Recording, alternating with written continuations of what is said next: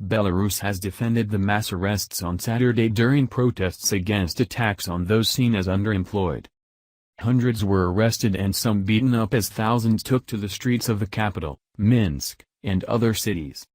The foreign ministry said the demonstrations were not peaceful as petrol bombs and arms-laden cars were found near the Minsk protest.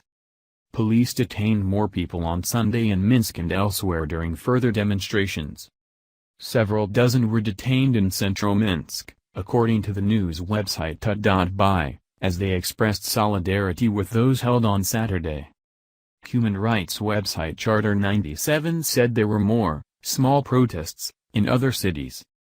Defending the government, Foreign Ministry spokesman Dmitry Marenkik said the actions of law enforcement agencies were completely appropriate on Saturday.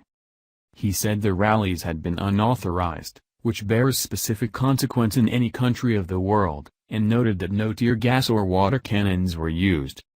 Opposition crackdown. Separately, the family of senior opposition figure, Michael A. Statkiewicz, have said they are concerned for his welfare because he has not been heard from since 24 March. An opposition website quoted the security services as denying knowledge of his whereabouts. Mr. Statkiewicz had been expected to lead Saturday's protests. The authorities are reported to have jailed more than 100 opposition supporters for terms of between 3 and 15 days in the lead-up to Saturday's demonstration. The weekend's events follow weeks of sporadic protests against a $230 £185 levy on those unemployed for 6 months, dubbed a social parasites tax. President Alexander Lukashenko insists the tax will not be scrapped and says it instills discipline in the workshop. However, he has suspended it for this year.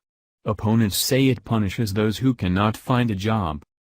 Described by some in the West as Europe's last dictator, Mr. Lukashenko has ruled Belarus since 1994.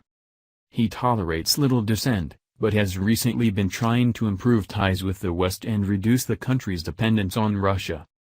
Related topics. Alexander Lukashenko, Belarus,